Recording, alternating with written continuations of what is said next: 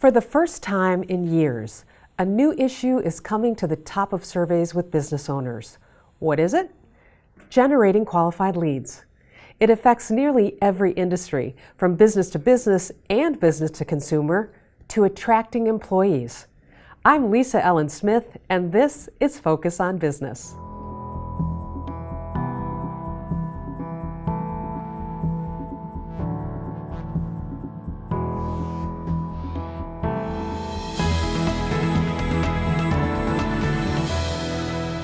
Hi, I'm Rob Fowler, CEO of the Small Business Association of Michigan, with a quick update on what's going on around the state. As usual these days, most of our attention is on the coronavirus and the impact on small business. This week, we're hoping for a movement to what is called Phase 5 before the 4th of July. The governor had indicated that we were on pace to do that. Some things happened throughout the country in some of the southern states and the western states, and actually some peaking of the coronavirus here in the state of Michigan in the Grand Rapids, Lansing, and Kalamazoo area really caused the governor to slow down on opening to Phase 5. So gyms, indoor gatherings, theaters not allowed yet in most of the state of Michigan. Actually, because of a story right here in mid-Michigan that got a lot of attention, an East Lansing bar, which 107 cases could be brought back to, the governor actually issued a new executive order 143, which closed bars. So a step backwards for small businesses that are in that business. Bars in this case are indoor facilities where 70% of the revenue comes from the sale of alcohol. And so those are required to be closed again. So a little bit of a step back. We'll keep our members informed about that as we go forward. Also this week, the administrator of the SBA, Jovita Carranza, was in Traverse City, and several small business owners were there and met with her. A couple of things interesting, lots of talk about the Paycheck Protection Program, the program that many small businesses in Michigan have taken advantage of. Some discussion about whether there would be blanket forgiveness for companies under a certain dollar amount. We're hoping for that. And also that there are about $130 billion unspent up from that of the $650 billion that was originally appropriated. What may happen with that, but really a focus continuing on using it for small business. A little nugget was that the SBA has processed more dollar loans in the last 3 months than in the entire history of the Small Business Administration. We're also watching, and in fact, Wednesday of this week, the Congress actually passed an extension of the Paycheck Protection Program to August the 8th. So it officially expired on June 30th. That left some companies still wanting. And so if you're still interested in the Paycheck Protection Program, you can find more information about it on our website at sbam.org. But that'll still be available until August the 8th. That's what's going on around the state of Michigan. Thanks for tuning in. Our guests today are Caleb Williams, Marketing and Innovation Manager of Two Men in a Truck, Heather Smith, Director of Engineering for Michigan Concrete and Marketing Director for Michigan Construction, and Paul Zelensky, Senior Vice President and Associate Dean of WMU Cooley Law School. Thanks for being here today. The reason that I wanted to do this show is because I happen to be part of the Small Business Association of Michigan's Leadership Council, and we have a conference every year where the SBM surveys the business owners to find out what are their top priorities, concerns, and challenges. And for the first time in all of the years that I've been involved with SBM, generating qualified leads was in the top 3 of that list. So it's always been retention and recruitment and things like that, access to capital. So it's the first time we're seeing it, and I think that there's a good reason why, which is why I invited you guys on the show. Let's talk about that shift. It's been significant for me. I've been in higher ed for a number of years, and I have vivid memories of the state issuing me a station wagon to load it up, put a bunch of brochures in, and I would travel around the state of New York until my station wagon was empty. And that's how you would go out to your potential leads and try to convince them that you were the right institution for them to invest all their money and time to get their degree. And then, of course, being around for a while, the internet just changed everything. And then we had to adjust in web pages and websites, and then it became the ability to track people a little bit differently than we were previously. So everything that was done, frankly, on paper was now being done digitally. And then as we move forward, we needed to get more sophisticated if we were going to be competitive in the market. And we were, so we turned to direct mail marketing, all those kinds of things, kind of the tweeners. And now that we're in the digital age, it's been a time for us of really reconfiguring how we're interacting with our qualified leads that we think are out there. Being a national law school, we have to have a national and sometimes international approach to this, which is a challenging thing. We can't be traveling all around the world to create our leads anymore. So what the digital age has done for us is enabled us to get to places where we haven't been before. As I was, growing up through this digital age, it's amazing. People know about your company before before they've even met you, or before they look it up. They're like, what are the Yelp reviews on this, or the Google reviews, before they even visit you. It's like completely different. They used to be able to find you, from word of mouth or that yellow page, and now it's just all different. Mm-hmm. I think that's a great point that Heather's making, because now people know about you before you visit or interact with them. And so whether either you're confirming their beliefs about your organization or you're trying to clarify their beliefs about what your organization is about. What is consistent is the experience, the customer service we used to talk about. So my first job was in retail, and the thing that separated our office supply store from the next one down the road was customer service. And retail started struggling when they started cutting back to save money and increase profitability. Customers stopped coming in our store because the customer experience was terrible. Yelp reviews, Google reviews, all of that reputation stuff is all driven by that customer experience now. And it's not just, obviously it's not just in store, it's your website, it's all those things that they're experiencing as they research you before they ever make their purchase decision. It's really shifted the funnel for all lead generation. Yeah, I totally agree. And from my perspective, I come from business to business sales, started my career in it. And at that point, a customer absolutely had to reach out to us to get pricing, to understand the details of what we were selling or the details of the marketplace. And because that's so time consuming, a customer might have shopped one or two or maybe three different vendors at that point. Today, Helpful is the new sales model. It's not, let's not tell them what the pricing is, let's not tell them how it works, let's not show them our process until they contact us. It's all there. If you are there and you're transparent and you're helpful, you might get that click through to your website.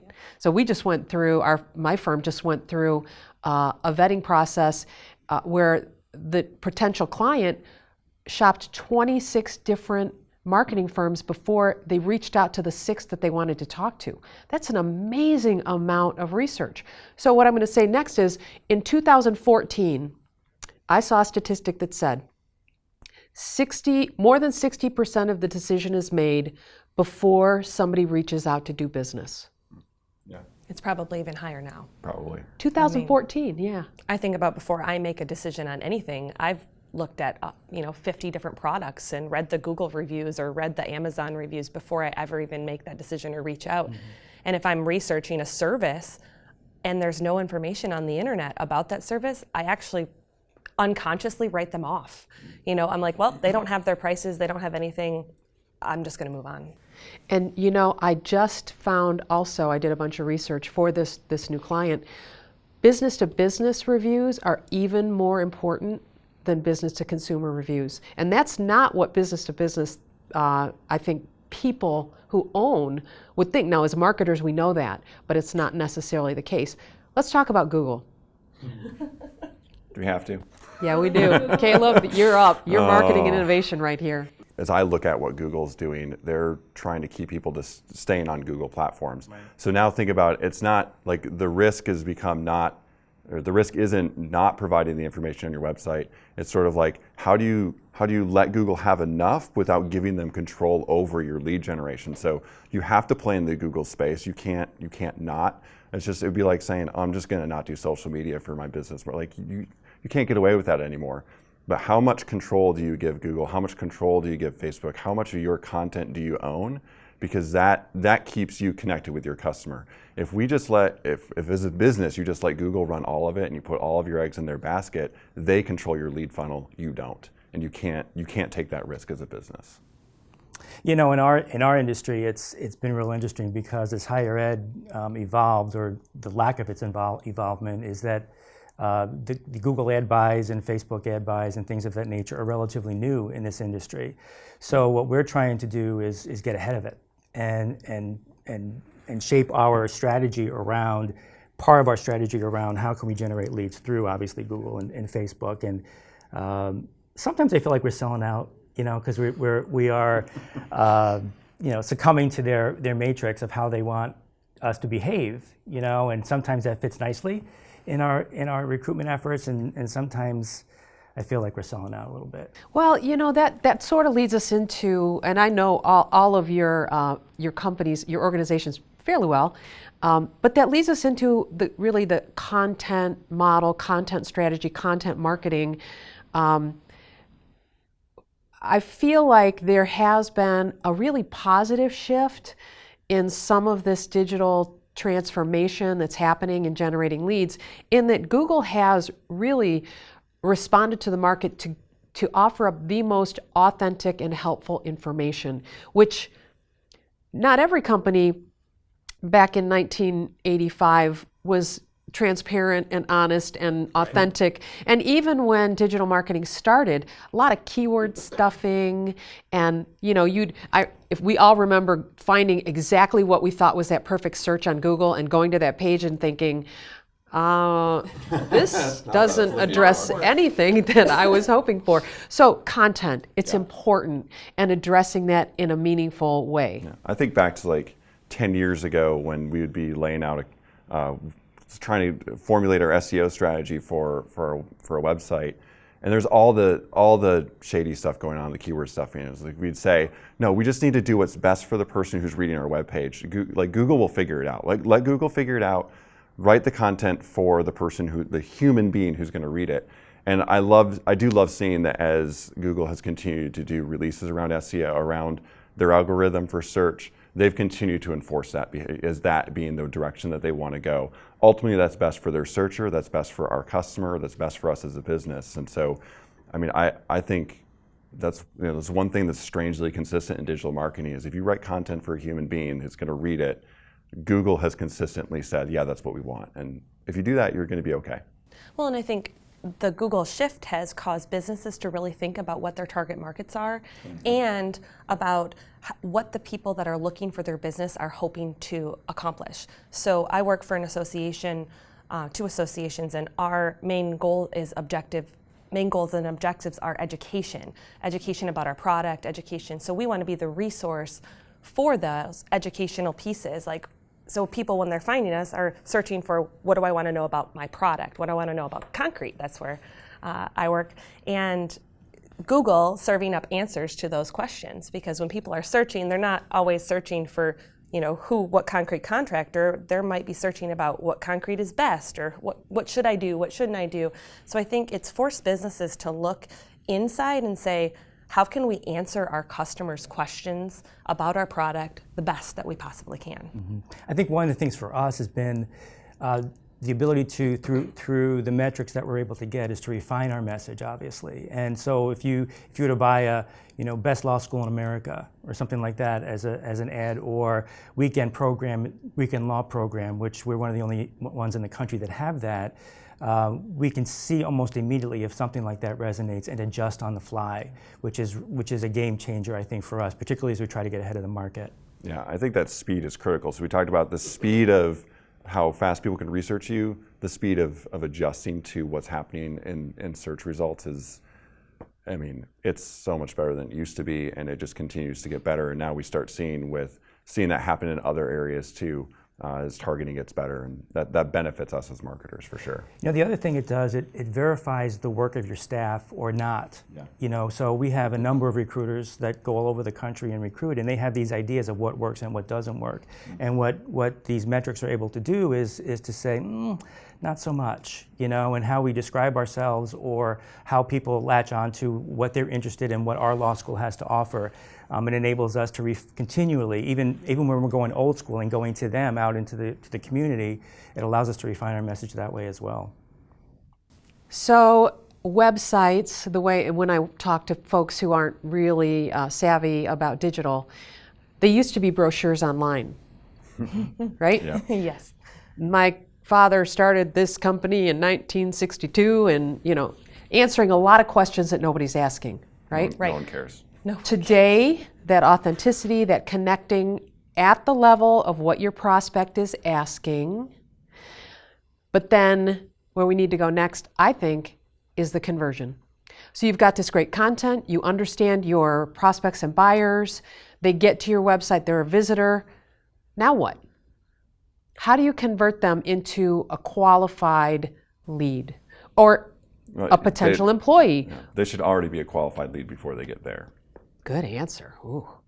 We're looking for qualified leads that come in to give to our contractor partners for workforce so that they can interview them. And I think all of your content has to lead to connection. Do you want to connect? That's where a lot of our content, connect with an employer today, apply now and connect. I feel like they want to know, because eventually if they want a job, they have to connect to an individual to talk to. So the marketing that has worked really well for us in generating qualified leads is using that word, connect with us. And that seems to be a real buzzword in that. Typically, a person nowadays will apply to 10 law schools as they are, kind of thinking about coming to law school. And so that narrows the funnel even more. And if we happen to be on that, through the application process on the 10, it's a very different approach because we're like zooming in and making sure that we're meeting their needs and to convert them into a person who actually attends class, right? But when we have the bigger population and in legal education, that population is shrinking, that it becomes much more competitive. So we have to be more sophisticated than our competitors in our delivery of our messaging to get to that conversion because it's hard. It's hard because it's a very competitive market, like most markets are. Right. So I just want to be really clear for the audience out there. A conversion, what that means in terms of the digital actual strategy is somebody comes to your website and they fill out a form, they click on buttons, they watch videos, they become part of your lead database. That is an actual conversion. They fill out a contact us form, they request a quote. That's visitor to lead conversion. So, and not everybody knows that. I mean, as marketers, we know that, but that's the actual behavior that you're trying to get to on your digital, or if it's in Facebook, somebody clicks on that form or requests more information, or if it's in LinkedIn, they download that slide deck. So there's lots of places where conversions happen and lots of ways to get them done, and they should only be done because the buyer or prospect is ready for that next step. And right? That's where I like saying, before they get to my website, if I'm going to buy traffic, if I'm going to buy someone coming to my website, I want to know that the majority of those purchase leads are, I'm saying purchase, but that's like advertising. That's like I'm trying to get people who I think would be interested in our services. Pay-per-click, Pay-per-click, Facebook paid display, ads. Facebook, social paid ads. I mean, you can even talk about brand awareness in that pile, like the way you target OTT, the way what stations you choose to run your, like it goes all the way to even the old quote unquote old school broadcast. OTT is over the top television. Yeah, so like that's like your streaming service ads. Yep. So if no matter where I place an ad, I want to know that it's in front of people that are likely going to be someone that would use my service. Otherwise, I'm wasting money. So I'm qualifying leads upstream. And once they get to my website, it's only a matter of, does my content solve their problem? The reason why they came to my problem is this. Usually for us, it's they need to move. Actually, that's pretty much the only reason they come to 2 Minute Truck. Move something. They need something to move. So does my content answer that question, solve that problem in a compelling way so that they will convert. But it's not just on our website page too. Like if they pick up the phone and call, if they text us, if they use our chat, our online chat, if they communicate through Facebook Messenger, all of those are conversions to us. And so yes, we're going out, we're meeting the customers where they are. When we advertise, we target them and we qualify them before they even have the opportunity to convert into a lead. Because sales staff is also limited. Like we're talking about employee challenges, sales staff is limited. They're already busy. Giving them someone that they're going to spend 15 minutes on the phone with that has no interest in our service, waste of everybody's time and money. Yep. Okay, let me clarify also one more thing. There's really two kinds of, there's probably more, but for the big buckets, there's paid lead generation, and then there is, what am I trying to say? Organic lead generation. Two different things, slightly different strategies there, right? Correct. Yeah. Our main strategy has been to provide offers on our website because as people are snooping around for law schools, they, and through the Google ad or the Facebook ad, they may find us in a number of other law schools. Like So, what kind of offer, Paul? like we currently just have a new tuition calculator. We're lowering our tuition by 21% starting in the fall, which is significant. We want the world to know this. And so when we established that, we said, well, we want to get something interactive on our website, and there's this cool calculator that we're getting good success from Great. that. Yeah. So have offers. This has been a really great conversation, and I so appreciate you all being here today. Thank you. Thanks.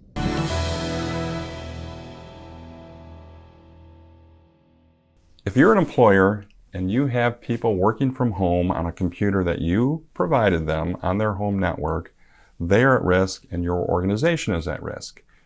Here's a typical scenario. I'm an attacker. Your employee has been trained on how not to respond to phishing emails. You have antivirus on your computer. You think you're safe. On that home network are the children's computers or a spouse's computer. Those people have not been trained. I'm an attacker. I go on your social media. I find your family members. I know what your kids' names are. I know what your spouse's name is. I phish them. I successfully phish them. They click. I get on their system. Now I'm on a home network that's not protected. There isn't a proper firewall. There isn't proper segregation between that work computer and those home computers. We saw this past week that Netgear, which is the major provider of internet devices, gateways for the home, many of their devices, nearly 100 devices in their lineup that now have a vulnerability. 2 weeks ago, there was exploit code posted on the internet. So anyone can go out there, find a device, get on your network. These are two scenarios that put you and your company at risk. So you need to understand risk, which is what this is about, and you need to take proper action. I can't tell you what the specific action should be taken, but you need to understand if you're going to keep people working from home, which I encourage you to do during this COVID-19 pandemic, then do the right thing, keep them secure. Focus on Tech, brought to you by Providence, making technology easier.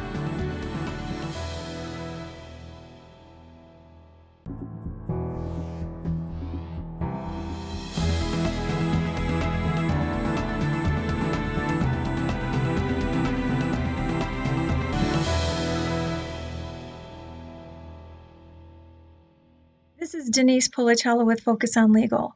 Let's talk the TCPA. Generating digital leads is no longer just a wise idea for your growing small business. In the age of the pandemic, it's become an absolute necessity and an integral part of your plan to retain your customers and grow your business even more.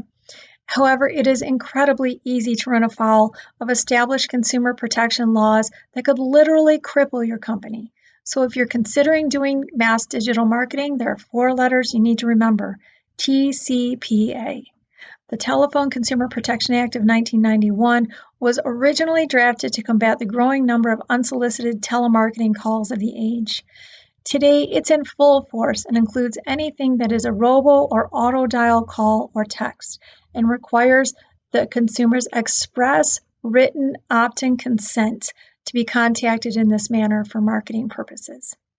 Even though it's an incredibly useful tool, at $500 to $1,000 penalties per violation per call per number, the TCPA has caused massive class action lawsuits across the United States, resulting in settlements of the tens of millions of dollars. What's even more problematic is that the companies who are usually contracted to do this work for you have provisions that claim to be compliant with the TCPA, but also usually contain disclaimers disclaiming all liability from their violations of the TCPA. So if this third-party company who you have paid and upon who you are relying to do this mass marketing violates the TCPA, you as the business owner are left paying the price.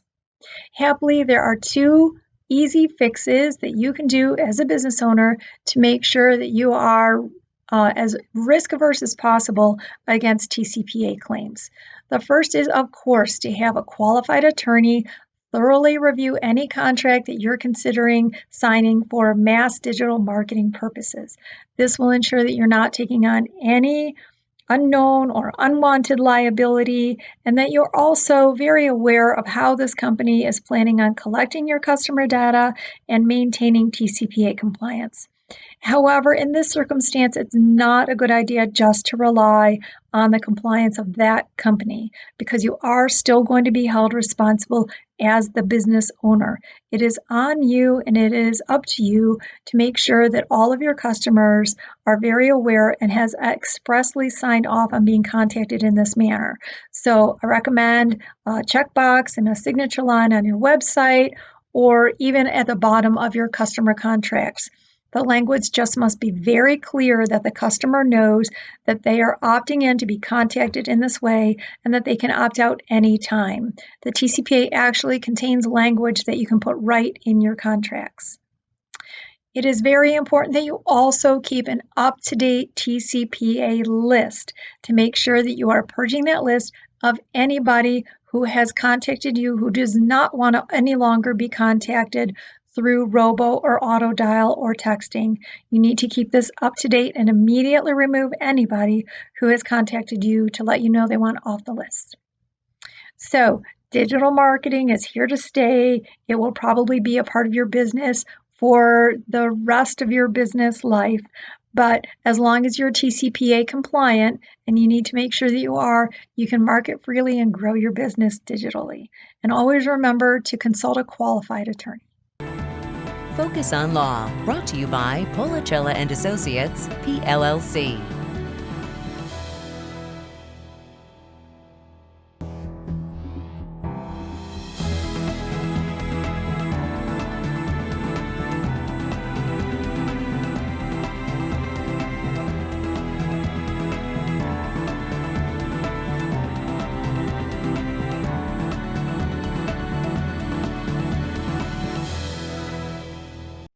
The executive producers of Focus on Business are looking for your stories.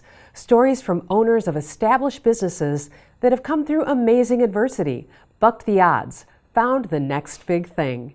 If you have a story, we want to hear from you. Go to our website and maybe we'll invite you onto the show.